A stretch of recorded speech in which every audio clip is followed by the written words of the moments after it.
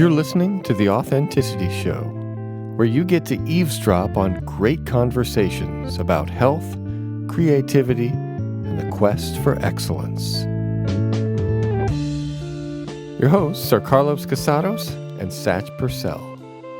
Before we get started, I'd like to remind you to subscribe to The Authenticity Show wherever you get your podcasts, and connect with us on social media. Like us on Facebook, follow us on Instagram, check out our YouTube channel, and tell your friends about the show. This will help us, and that came with a please and a thank you. This episode is about conflict. We all have conflict in our lives. I do. Carlos and Satch do. And there's some really practical advice in here about how to deal with conflict, including a discussion about the difference between empathy and compassion, which turns out to be fascinating. Here we go.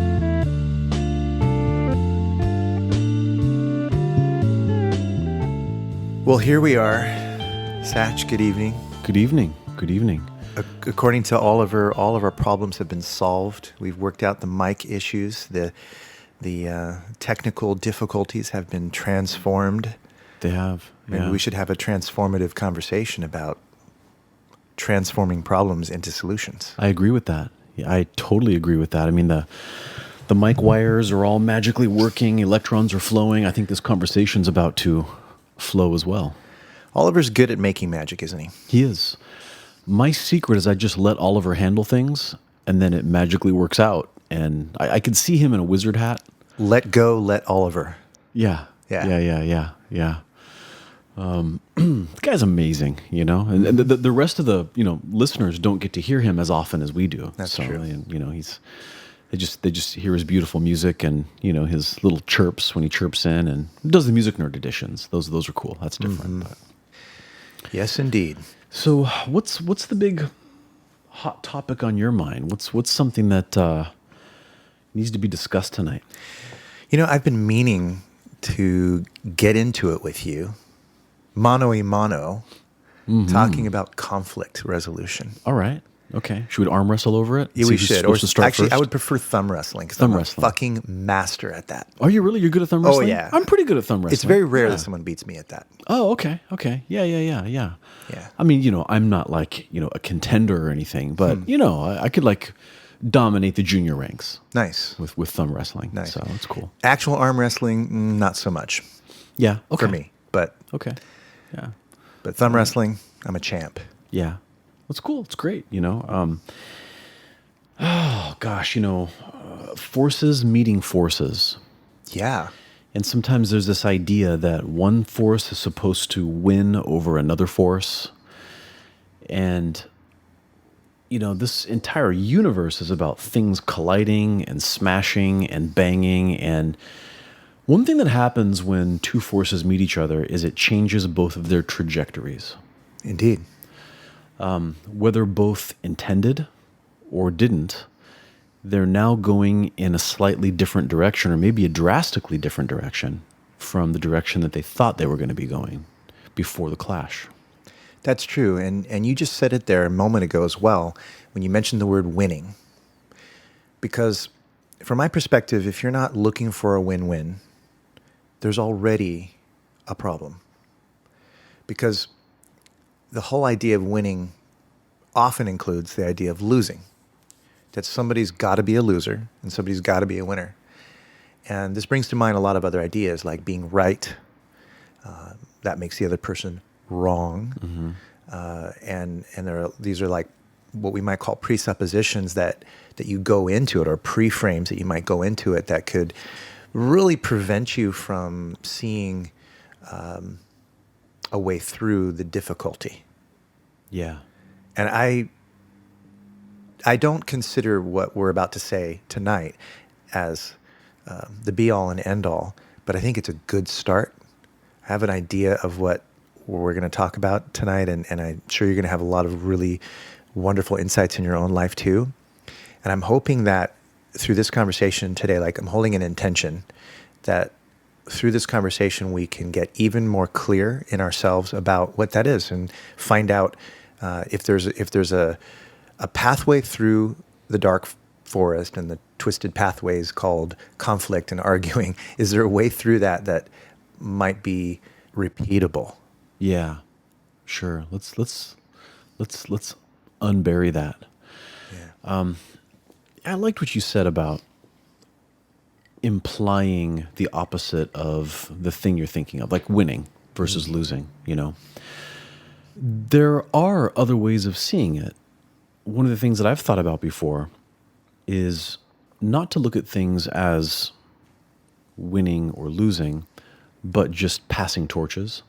Sort of like the seasons. The seasons aren't competing for each other, although we could use that model and say that, the two warm seasons are competing with the two cool seasons to see who wins.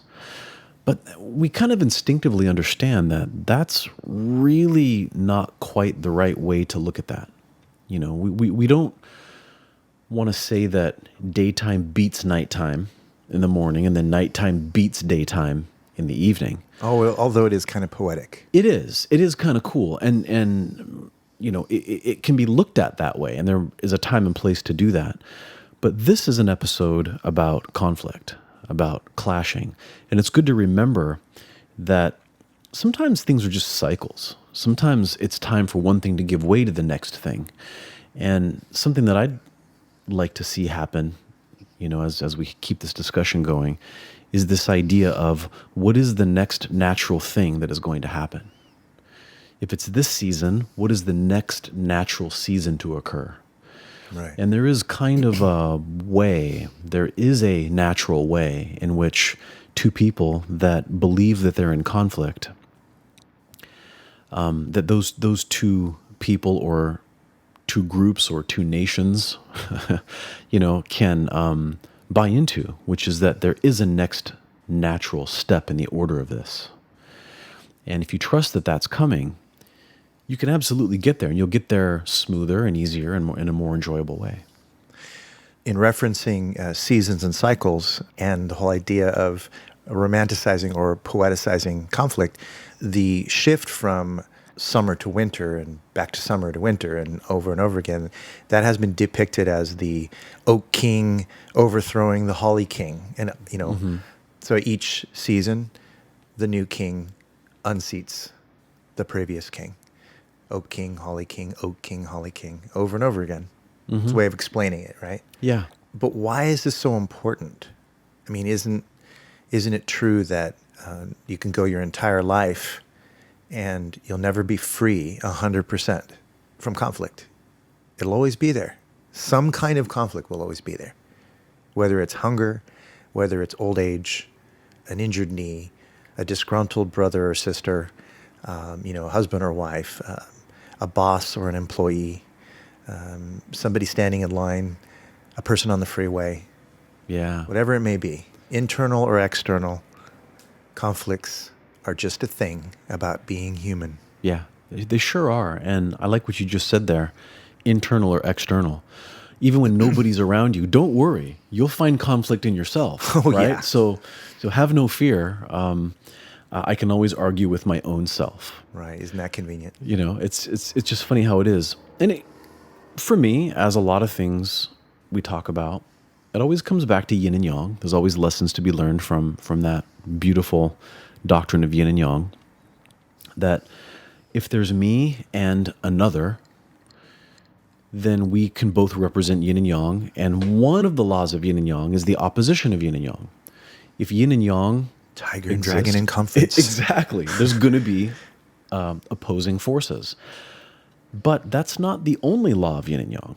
Yin and yang has opposition, but yin and yang also has intertransmutation.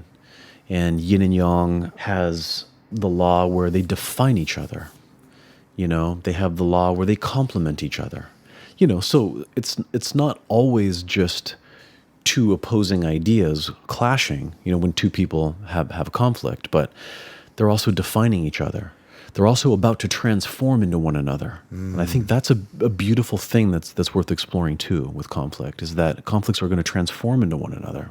For sure. Opposing things can actually support one another, as in a dynamo. Yeah, beautiful. Yeah. Or I was using this example a little bit earlier, the idea of an umbrella. It has rigidity and flexibility. And without the rigidity, it doesn't serve a purpose because it's just a bunch of floppy, Yeah. material. It doesn't actually protect. But when you have the rigid spines that are inflexible, it makes the perfect material with which to stretch the flexible material over, in which case you get the umbrella. Yeah. And you protect yourself, and it's very useful that way. Right. Many things are like that. Yeah. Yeah, that's So true. why I can't like we that. just, as human beings, get more comfortable with the idea that conflict is not something to be avoided, but something to be worked with, transformed, and played with? Yeah, so that's the toughest question right there. Why do we handle it the way that we handle it? Because there are plenty of conflicts that we don't handle that way. We just don't usually pay attention to those, but we're doing it all the time. Like what?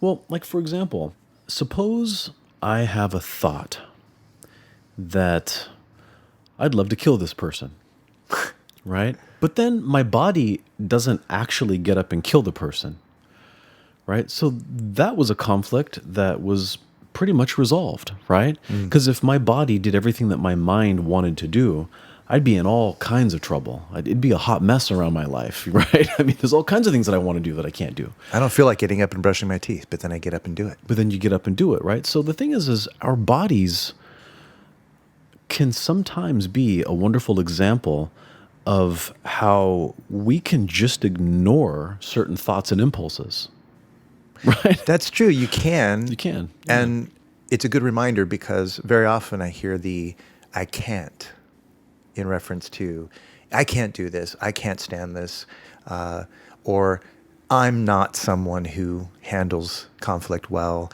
or, something a little different. Conflict scares me. I'm afraid of it. Yes. I can't be in conflict with you. Yeah. I don't want to, a softer version of that. I don't want to argue with you. I don't want to be in conflict with you. I don't want you to confront me. I don't like being confronted. I'm not confrontational. Identity statements, right? So no matter which way this plays out, whichever form, it's all versions of the same thing. It's, in a sense, it's an inner conflict about conflict. Yeah, You're resisting yourself. You're resisting the idea. You're resisting the other person. You're resisting a transformation, and you're resisting a healing.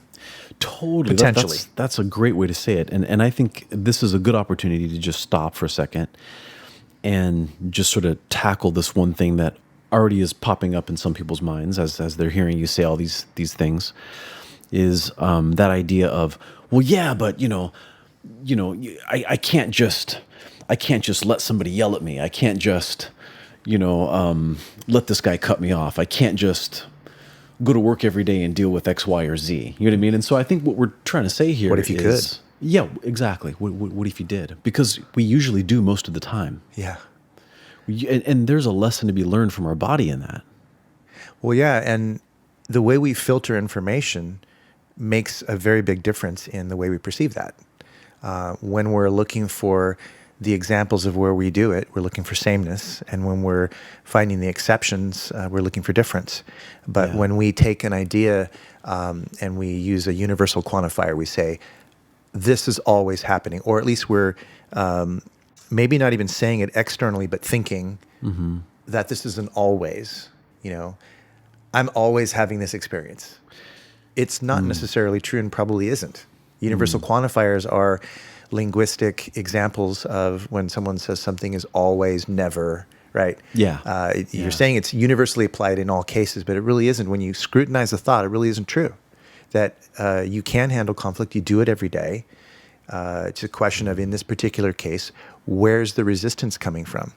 And is that resistance truly serving you? And if so, what part of you is it serving? Is it serving a part of you that is bringing you to greater wholeness and fulfillment and abundance and greater skills? Is it fulfilling and supporting a part of you that is resistant to growth?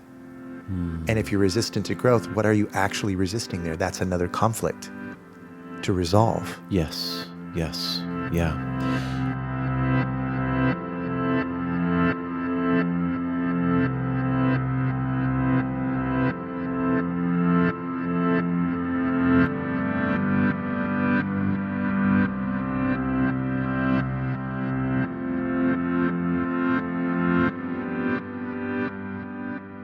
So this idea that conflict exists is very much a mental phenomenon, right? It's because we put a label on it. It's non-acceptance. Yeah, it is. It's non-acceptance. So if I were to pick up some weights and begin weightlifting, my body is coming in conflict with forces, and I'm pushing against these forces, and those forces are pushing against me, and I'm doing it on purpose, and I call that a good workout.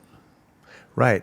And that's just the external forces. There's the internal forces of, can I do this? Do I believe in myself? Do I want this? How badly do I want it? What's in the way? Right. Internal and external again. So right. It just keeps coming back on itself. Or it's like, I know I need to go in there and come in conflict with my weights and my pull-up bar, but I can't even get off the couch because I don't want to go exert that energy. And so there's the internal conflict. There's that word can't. Yeah, exactly. But then the body has this way of getting up and doing it anyway. And there you go. Which means that you can. Well, you can do it. Yeah, which you can do it. And we do it all the time. And I don't think we claim enough credit. No, we don't. And what if we could proceed in an unfettered way about all the conflicts? Perhaps a lofty idea in this discussion, but what if it wasn't? Yeah. What if we could literally shift our thinking to such an extent that each conflict that would come up, we would take off the resistance, lose the tension, and simply trust, accept, allow, move. We would just do what was necessary, wouldn't we? Yeah. I'm not claiming that I've reached this, but I do appreciate the idea a lot. And I think when we start there, when we start with an appreciation of what we're intending, when we start with an appreciation of also accepting where we're at, I think we can shift where we're at more towards where we're intending to do. Yeah. I fully agree. And what you just described kind of sparked this idea too, that if you are somebody who wants to become, we got to be so careful here with how we choose words.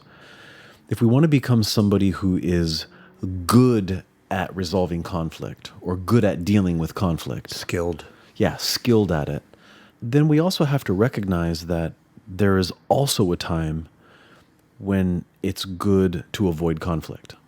Right. This does not mean that when you become skilled at dealing with conflict, that you're always going to be in conflicts.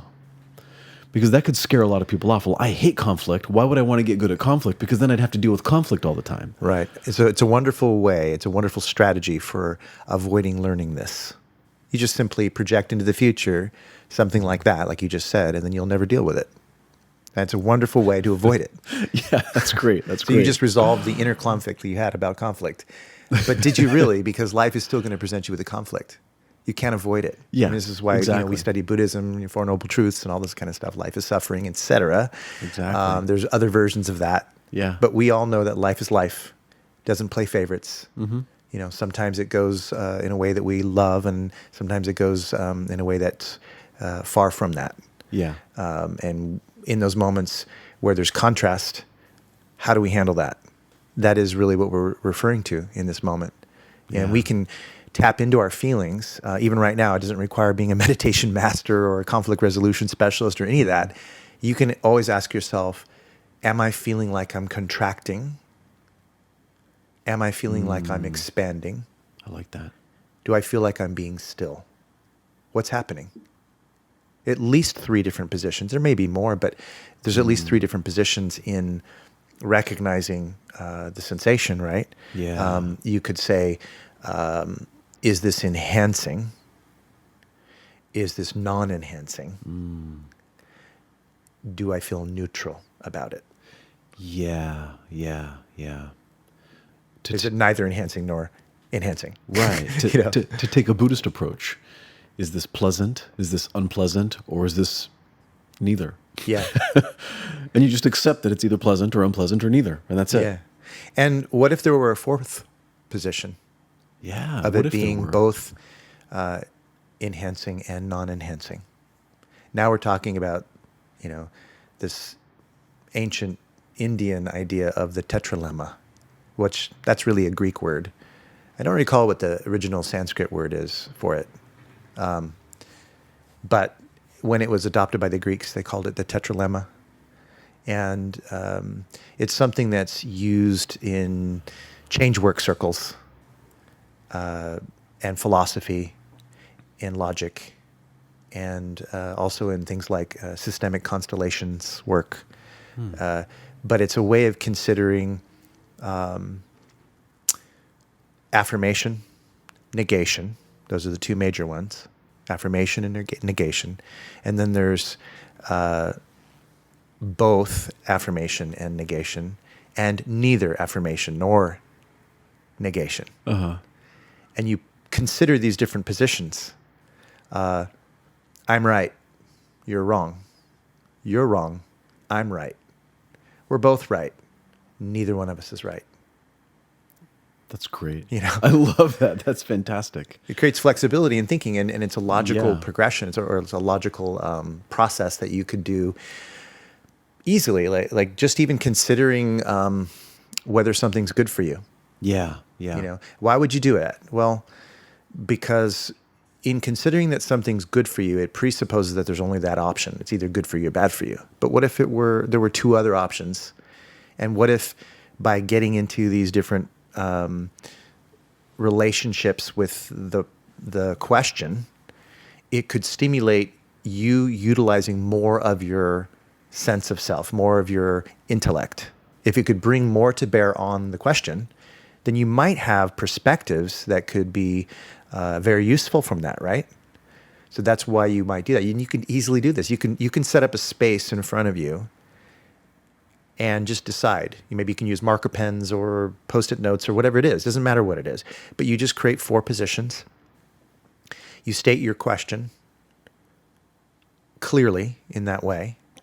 And then you can step into each one of these 4 quadrants and then step out into a meta position and ask yourself, what have I understood from these different positions? And you can go back in, ask yourself again in each one of these positions and say, what else needs to be explored about this? Is this true? Is this untrue? Is it neither true nor true? Neither true nor untrue, or is it both true and untrue at the same time? Am I this? Am I not this? Am I both this? Both of these things, or am I neither of these things? I love this. Yeah, is it's great. it's a flexibility of thinking, right? Yeah. Oh, I love that. Yeah. That's great because I'm getting this image of if people are playing a particular sport. Let's say they're playing baseball. You're either following the rules or you're breaking the rules or some combination thereof, or you realize that, wait a minute, these rules don't apply to this game. You know what I mean? If we're going to play basketball, well, basketball rules don't apply to baseball, right? So sometimes it's helpful to even ask ourselves, are we even following the right paradigm to begin with? Yeah. Like, wait a minute, are we talking about baseball rules? Why are we doing that? We're playing basketball, or vice versa, or some other thing, or maybe this isn't a time for rules. And there's some flexibility in thinking around all that. Like There is. Yeah. Well, and a lot of conflict can be resolved by thinking about it through your headspace, because it is your head mind that organizes data, and it explores possibilities, and it forms strategies, and it understands logic. And then there's another element of it, which is coming from the heart mind, which is simply understanding the underlying emotions. Checking in with things like empathy versus compassion, which we'll get into in a minute. Yeah. But having a sense of your values, that's not really a headspace thing. That's a heart space thing. That's really getting clear on what's most important to you, what feels more important to you. You might have a rational set of reasons that may have come into it, either before or after the feeling, and that's a headspace thing.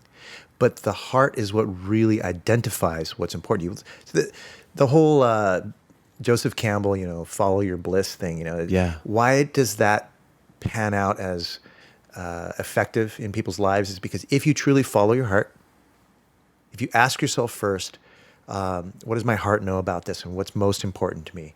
If you're looking for direction to solve a conflict about, what path are you going to go on or whatever, it's so important to ask your heart first because it knows already what will make you happy and what won't. Yeah. Whereas your head can get involved and form reasoning that makes sense on paper. In other words, it's defensible and all that. But at the end of the day, you don't feel good about it. It's easy to confuse yourself in that way. So it's very important to have this communication, this free flow of communication between what your body and your consciousness is doing together, because there's body consciousness and there's analytical consciousness. So we were talking about head and heart right now. There are further things, like your gut. Yeah. We've talked about that. Oh, yeah. And that's a whole different categorization of Sure. feeling urges and knowing when to act and knowing when there's danger and when there isn't, when you feel at peace, understanding your personal space, feeling motivated to actually move and take that action right away. Yeah. That's a whole different thing. It's a shorter, more primitive, but very strong urge as well, is your gut. Mm-hmm. Yeah. So all these things come into play with conflict resolution. Yeah. Again, internal or external. If you're dealing with people or group to group, or internally when you're feeling a conflict about a bad habit or something you need to change about yourself internally. So listening to feelings can be sometimes way more important than all the semantics. Not to downplay the importance of semantics. Well, you said, Yeah. but then you said this, and I'm not saying it's not important. It is, but at the end of the day, do you want to be happy? And if you're really seeking that, it'd be nice, it'd be wonderful if human beings could sit down and say, hey, you know what? I don't have the ideas perfectly formed right now why this is the case, but here's what the feelings are about. And guess what? We're on an equal playing field. We both have feelings that matter. And one of the best things you can do when you're resolving a conflict with someone, if possible, is if both of you can hold that intention. Yeah. That it's not about right and wrong, because the moment we do that, the moment we think about ourselves being right, we're going to think about the other person being wrong. We won't be listening with our hearts. Mm-hmm. But if you start with that intention that our relationship matters, and we can talk about the semantics later, but right now our relationship is important. I care about the well-being and the health of our love, of our connection. Then what's really important is that we both feel safe to be able to share feelings. Mm-hmm. And if that ever deviates, to be able to keep coming back to the principle. Remember I was saying that heart holds the value. Mm-hmm. If you hold a very clear set of values around how to handle that, how to not attack the other person, or if you've made the mistake of attacking, that you could stop, that you could call each other and say, hey, wait a minute. Let's not make this about right and wrong. Let's listen to each other. Let's hear each other out. Let's care about that. Mm-hmm. That's the beginning, I feel, of actually healing. Well said, Carlos. As you were describing that, I realized that, because we've known each other for so long, I've seen you work from that place where you keep trying to go back to heart space, when you're dealing with conflict. Yeah. That's always been my natural strategy too. Mm-hmm. There's been plenty of conflict around me in my life, personally, professionally, all that. I think people that know me would say that, I've tend to be good at finding common ground and healing things over, with folks. That's absolutely true. I've observed it. Yeah. Over years. Yeah. And for me, it's because I'm always doing what you just described, which is head, heart, and gut are all three very important. When it comes to resolving conflict, heart is the leader. Yeah. That's the horse pulling the chariot. Yes, it is. It's got to be heart. Because I'm not saying this is easy to do. Oh yeah, full disclosure, I fail at this frequently. Me too. And let's remember there was a conflict to begin with, right? So if you've had a lot of successful healing with conflicts, it's humbling to remember that the conflict started to begin with, right? So that's usually when heart and gut jump in and start trying to move the chess pieces around. Right. What did I say?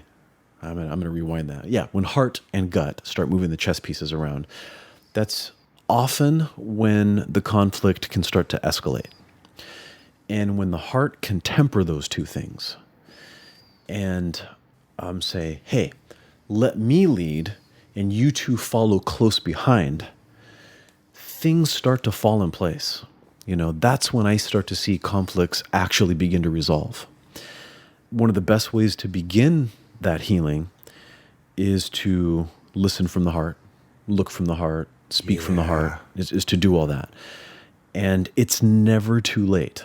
It's not. Because you'll find yourself in even a shouting match with somebody. Yeah, start. You could both be crying and screaming at each other. Yes, yes. You could have your hands around somebody's throat. It's never too late to stop and go, oh my, what the hell are we doing? Yes. This isn't what my chest wants. Because if you look at yourself, I've been in situations when I observed myself saying something to a person or in a situation, and there's that little voice inside. If you listen really carefully, you can hear that it's coming from the heart center. It says, "What are you doing? Yeah. Why you shouldn't be saying that? Why are you doing that? You do know that by saying that this isn't going to be effective." The heart knows this. It already knows this. And it's pretty patient. It'll let you make your mistakes. It'll let you come at it from the wrong angle. You know what I mean? It'll do that.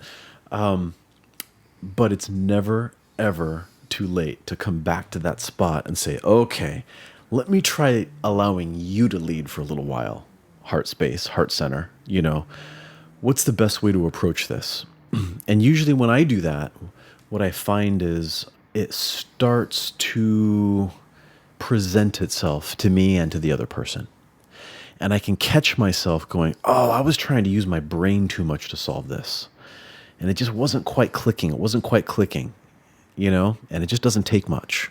That's why I think crying has evolved in the human experience. When something affects us so much that we're angry, then we break down and tears come out, it suddenly reminds everybody, it often has that effect, where it reminds everybody in the situation, hey, wait a minute, this person's hurt, and it brings you back to heart center, right? Have you ever had that experience when, you're angry, maybe you snap at somebody, even maybe it's a child, or even if I snap at one of my pets, God damn it, right? And then I see the child cry, or I see the equivalent of what would be crying if my dog could cry. And I get that look from them and I go, oh man, I feel it punch me in the chest. Okay, that's a good spot to start. Now we can get going on this. That's empathy. That's empathy. Yeah. And what you do with that, ultimately, and what I've seen you do with that, is compassion. So this is the big thing, right? So many people use the word compassion, but they throw it around. They throw it around as if merely by saying the word compassion, it means they're being compassionate. Right. And I have no empathy for that at all. I have none whatsoever. But I try to have compassion about that. I'm working on it. I say try because I don't always succeed in it. I'm working on it. But it's pet peeve. And pet peeves means I'm not fully understanding it. Right? Yeah. I have an opinion and working on being more flexible in that department. Because I realize that everybody's doing the process in their own way as best they can with the resources they believe that they have available to them.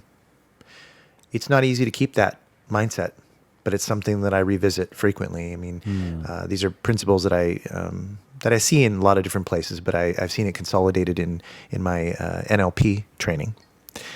And I like that because it reminds me to go back to it. You know, there are these key presuppositions, and one of them is everyone's doing the best they can with the resources they have available, right? And people are not their behaviors, and there's so many different presuppositions that relate to this. But the point is, we can have our intention, and keeping that intention and coming back to that intention increases the likelihood that we're going to be able to achieve it, because we start to invest time, energy, emotion to getting it. I want to be more compassionate. I want to have compassion. I want to transform empathy into compassion. But I do believe, this is a belief, that if you don't know the difference really clearly, it becomes easy to mistake one for the other. Yeah. And potentially not build the bridge that actually takes you there. Yeah. So getting clearer on what empathy is. Empathy is feeling what the other person's feeling, or at least believing that you're feeling what they're feeling. Yeah. Yeah. I think it's more important that the person believes that. They may not be right. A lot of empaths will say, self-described empaths will say, you know, I can feel everybody's emotion, and I know how you're feeling, and I walk into a room and I just can sense everyone there, and it's overwhelming, and they go into this, drama about it. It's because they're not really at peace with it. They like it though. Their ego loves the fact that they're frequently getting the sensation that they're feeling other people, and they may be feeling something. I'm a self-described highly sensitive person, an empath. And I know lots of people who are. And we can be awkward fucktards. Yeah. Honestly. Like, It's true. It's so true. Because our feelings overwhelm us. And it has taken a lot of discipline, training, practice, effort, realization, a lot of self-inquiry to observe why that was happening. And to get better at not being an awkward fucktard and allowing the sensation of feelings to be sifted through in a more mature way. So empathy is feeling what another person's feeling. So if they fell down the well, I have to then sort of throw myself down the well and break my leg too. And now we're both fucked. Yeah. We're both down in the well. How am I helping that person? Right. Because here's the thing. Next time I see someone fall down the well, what am I going to do? I'm probably going to go, you're going to be fine. You're going to be fine. And you'll get out of there eventually. And I'm going to walk the other way because I don't want to fall in the well again. That's right. So this is what happens with people who can be really cold, is that it's not that they're without feeling. They're not devoid of the ability to empathize, but they've trained themselves that that's dangerous. So they shouldn't do it. Yeah. And you get a lot of really cold behaviors coming from really sweet people. People who can be very sweet when they're when everything's perfect. They're wonderful. And then the moment you have something to complain about or report about that's negative, it freaks them out. And it's because they have unmanaged empathy. Yes. And that's problematic. Yeah. We're talking about conflict resolution. Of course, many conflicts arise because a person doesn't feel understood on the other end. Maybe they shared something, and then maybe they were being criticized, or they were being given advice that they had not asked for. And we've said this before many times. It's one of my favorite sayings: compassion before solutions. Why? Yes. Because why the hell would they fucking listen to you if you don't even take the time to understand what they're doing? Exactly. You're not getting enough data, and you're also not making sure that person gets the sense that they're not alone. There's no rapport in that. Yeah. Just hurling or inflicting a solution on someone that hasn't been asked for. Maybe you're not correct. Maybe the solution you have for it works for you in your head. Emphasis on head makes sense to you, but you never really asked your heart what is necessary here, because it scares the shit out of you. Yeah. To check in with your heart when someone else is going through a bad time is scary to a person who's had the experience of falling in the well and breaking their ankle. Yes. Yeah. So what's the difference? What is compassion? What do we understand about compassion? Compassion, as I understand it so far, and it's an evolving thing, involves understanding. What are you understanding? You're understanding more about human nature in general, chunked up. Human beings have X happen to them. Human beings have these influences. Human beings often X, right? So the understanding that, this could happen to me.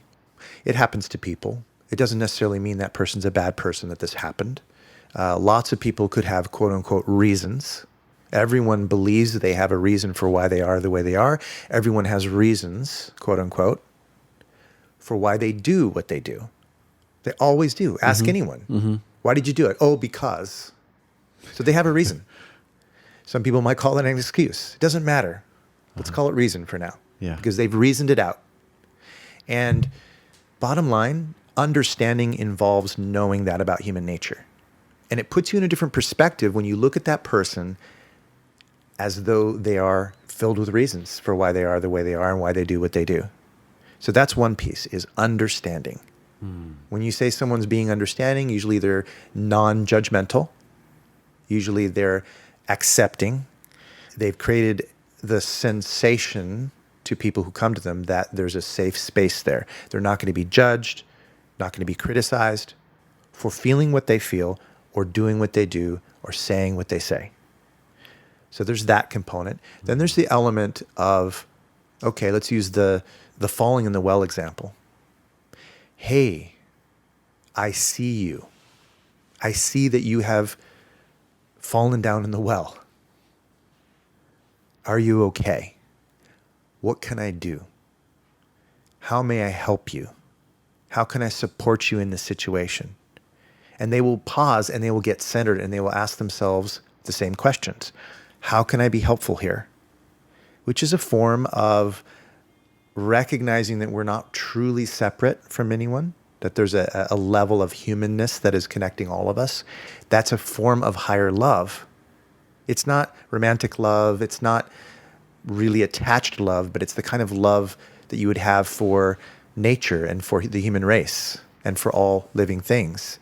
It's a form of deeper spiritual love, maybe philosophical altruism. It's a sense of connection.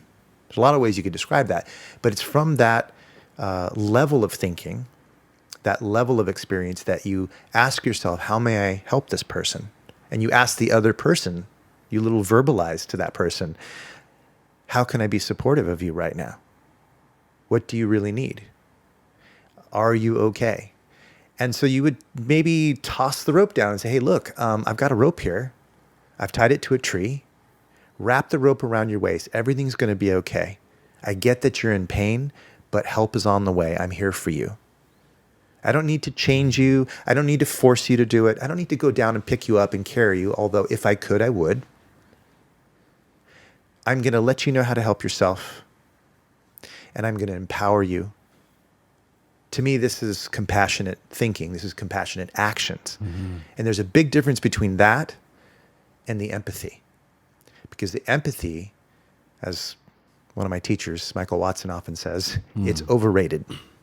Empathy is fucking overrated. People talk about it, but it's not that helpful unless you use it as a means to spark your compassion and compassionate behavior. Getting lost in empathy will just fuck you up.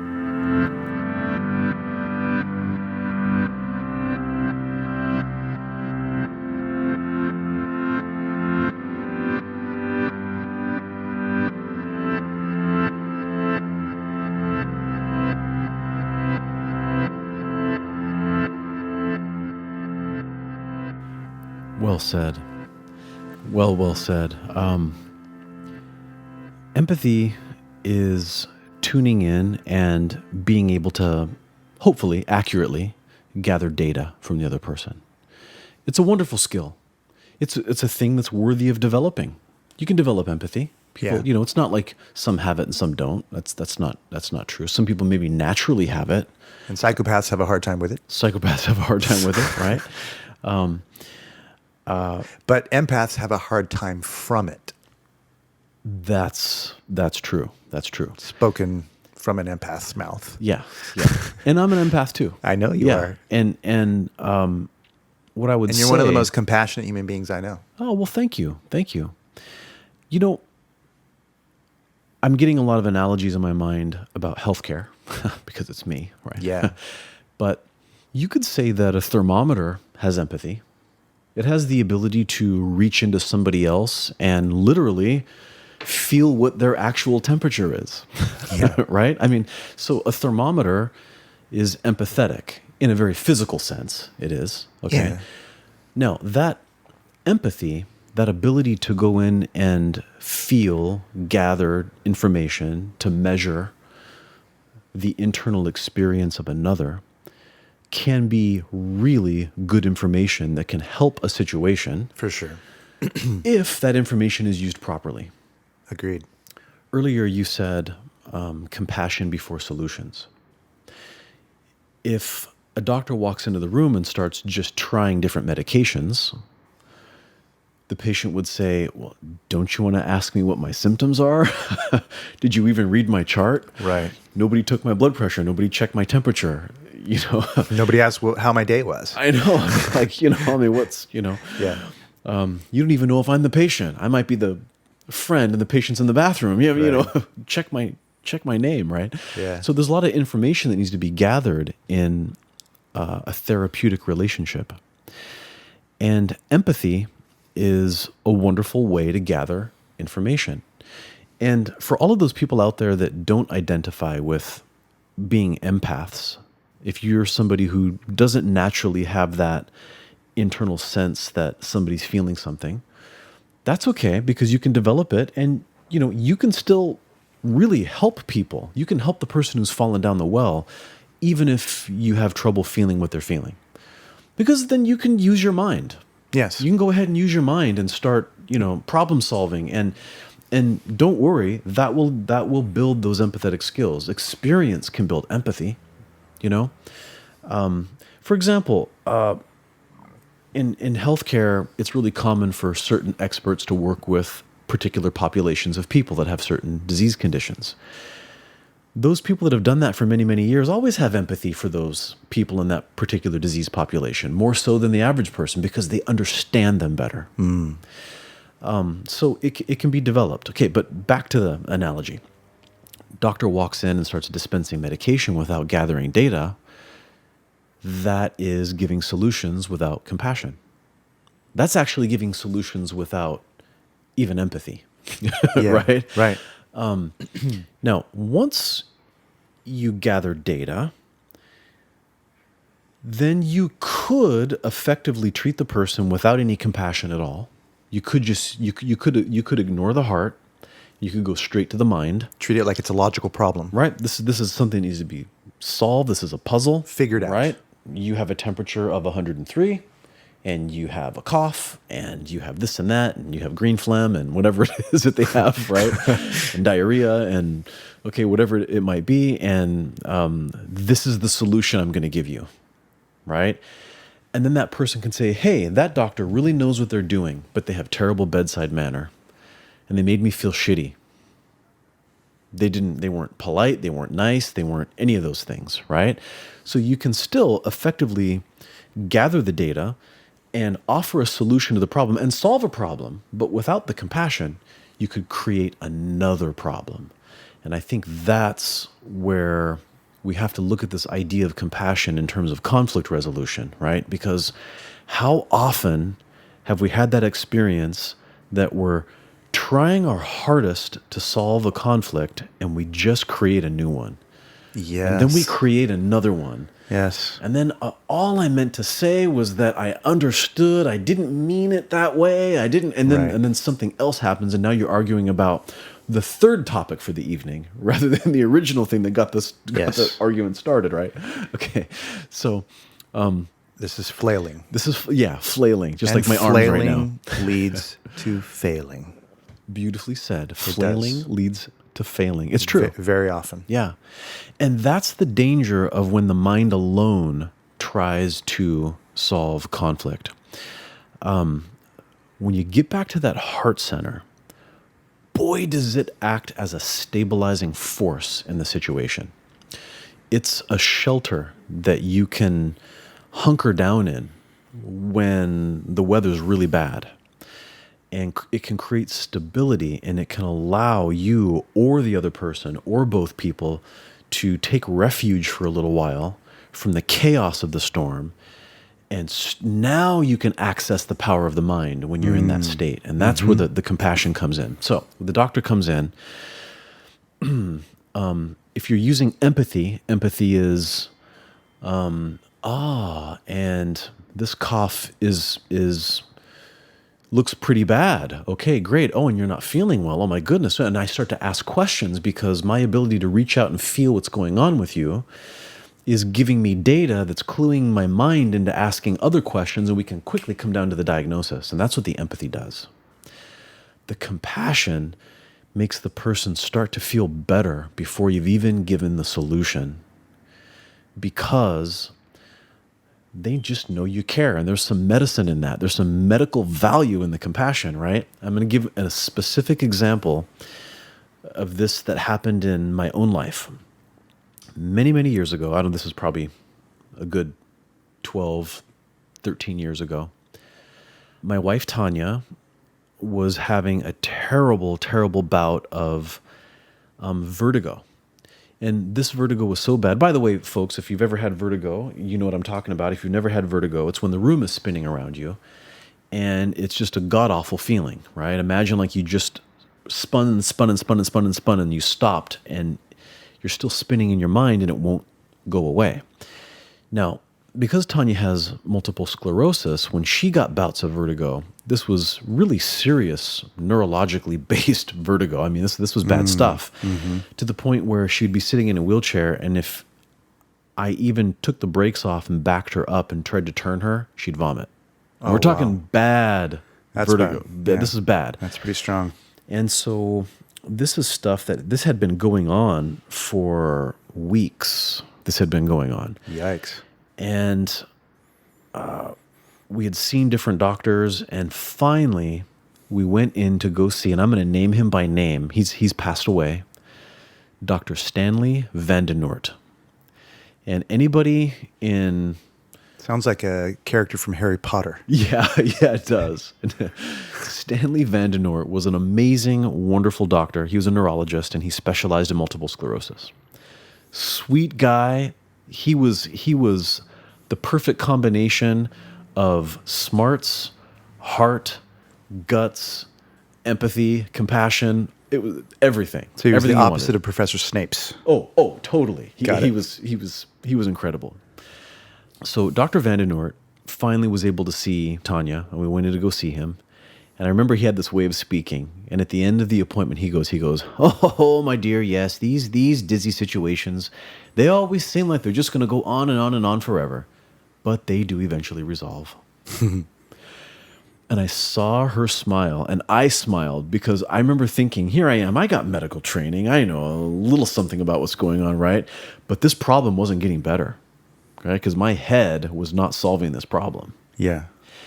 And all it took was Dr. Vandenoort to just say that. He had compassion. He knew this was a bad situation. He listened, but he listened from the right part of himself. He gave medications. He offered logical solutions. But the thing that made her better the quickest was when he said that last little bit right there. Yeah. And when we backed out of the room and started heading towards the car, she was already feeling better.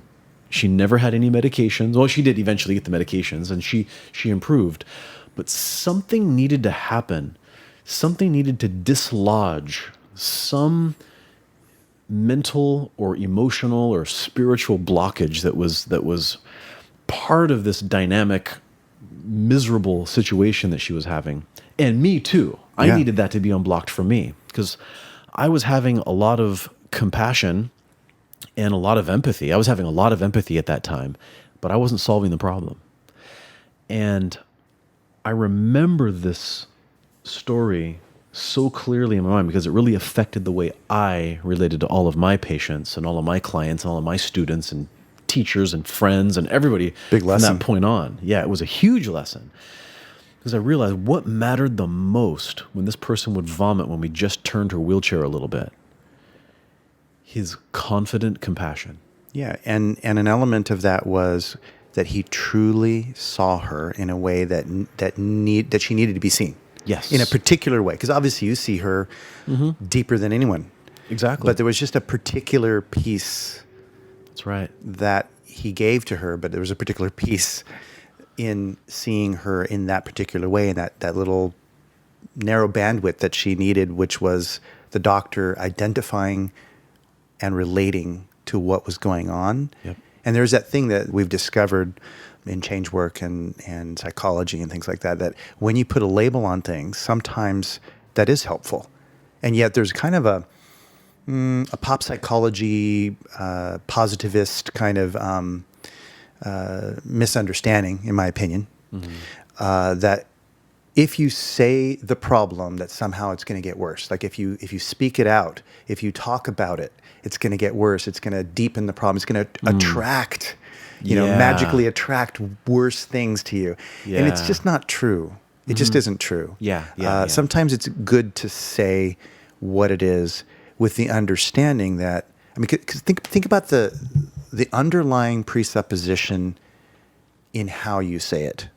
If you believe that and you're afraid of it, what are you really saying? You're not as powerful. That's right. You're not powerful enough to be able. So if you say it, the mere mention of it causes you fear, because if you mention it, bad things are going to happen. All that's so wrapped up in limiting beliefs, it's not even funny. Yeah. And it really isn't funny. Totally. I was just going to mention that if I, this is the law of attraction gone wrong.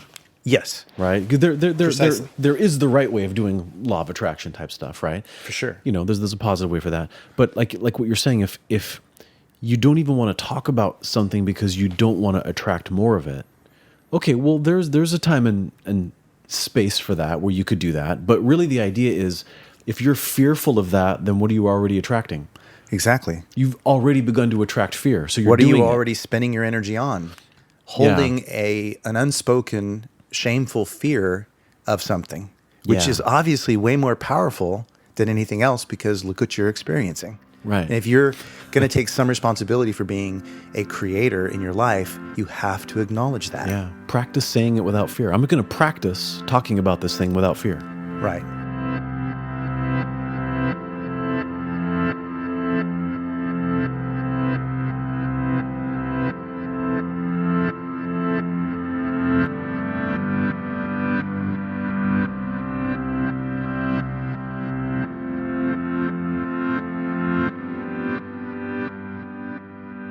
I thought of an example in my own life where actually speaking it out made a difference by a doctor, and you stimulated a memory. I don't know, God, it was more than a couple decades ago. As you know, I suffered from really intense depression, and I didn't know that that's what was going on. Oh, okay. And I went to go see my doctor, and when I got to the room and he came in and I described what was going on, as intelligent as I am about these kinds of things, I just didn't understand that was going on. He put his hand on my shoulder and he said, you're experiencing depression. Now, as a hypnotist, one could say that was embedding an idea. Okay. Yeah. But that's not what I feel happened. Yes, you could say he anchored in, he triggered and made this sort of visceral response real. But what I experienced was, the moment he said that, all these tears came. And the following sensation from that, after the sadness and the tears came, I felt like I had let go a little bit, and I felt understood. And I felt like something made sense, finally. So it wasn't like anchoring in sadness when he touched me, because there is that element. Yeah. Yeah, that's the mind element to it. Yeah, but the experience really was more of, now I know what this is. Yeah. Sounds like that doctor came at it from understanding and compassion.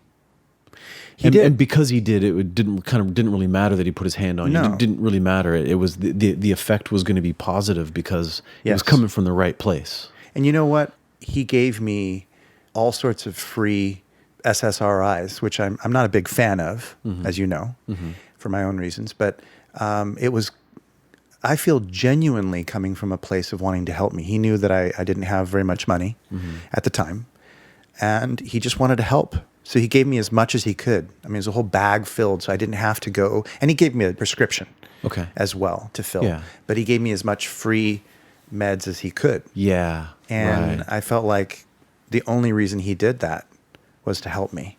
Yeah. And I eventually was able to conquer my depression permanently. Okay. Without drugs. Awesome. But, you know, and there were a variety of things that led to that. But I feel that was a pivotal moment when I recognized, I have some big time healing to do. And it was a big deal. And there are stages of healing. I mean, that was a conflict inside of me that I didn't even know I had. Yeah. And I had to begin the process of resolving that conflict. And I think that's true when we have an internal or an external conflict. We have to start somewhere. So wherever you are at is where you begin. And like you said, it's never too late. You can tell yourself a story that it's too late. Oh, well, you said that you don't want to talk to me anymore. Or you said something that really hurt my feelings. Or now that I've screwed up, there's no point because I've already screwed up. And, I might as well just do the time now. It's like, okay, you can tell yourself that kind of story, but that is not resolving the conflict. What that's doing is avoiding. Yeah, you're right. That's an avoidance technique. Yes. Yeah. Well, it would have been fine, and then you threw that pan.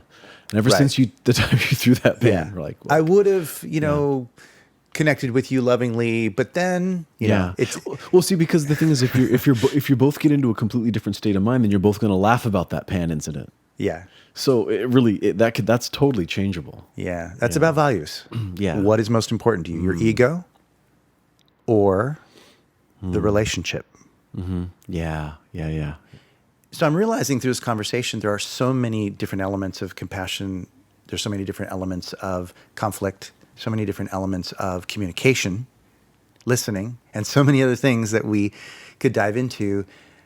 I would like to suggest or propose that we take this as a theme that we can explore perhaps even in our next episode. Yeah. And maybe we could take this in parts, because I think the idea of conflict resolution and just conflict in general, transforming conflicts, is such a big thing. It brings up so much that we can't possibly cover it in an hour. Yeah. There's no way. Yeah, if we did, it would just be not doing it any kind of service whatsoever. Yeah.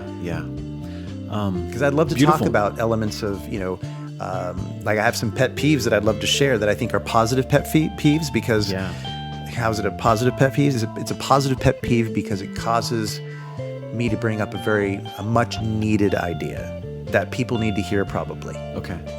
Whenever I mention it, people go, oh my God, you need to write about that, or you should do that on your show, or whatever. And there's a lot of things that come up like that. It's good also for us to talk about times when we blew it. When we didn't do well in conflict. Failure is feedback. There's a real danger in we're behind microphones and we get to record this stuff, and there's a danger that people are out there thinking, oh well, anybody you hear through a speaker, they have the answer. It's like, no, we don't. We have answers. We don't have the answer, and we can prove that. Maybe we'll do a whole episode proving that we don't have the answer. Evidence. Yeah, that's right. Evidence-based failure. Evidence-based failure is a new thing. A new thing. It's EBF. Totally.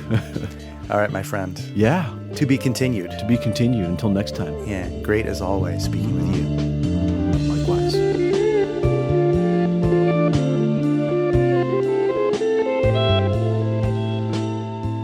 You've been listening to The Authenticity Show with your hosts, Carlos Casados and Satch Purcell. My name is Oliver Althoen. I produce the show, and I also wrote our theme song, which you're listening to right now. Please subscribe to The Authenticity Show if you haven't already done so, and connect with us on social media. Like us on Facebook, follow us on Instagram, check out our YouTube channel, and you can find our website at authenticityshow.com. Thanks for listening, and have an authentic day.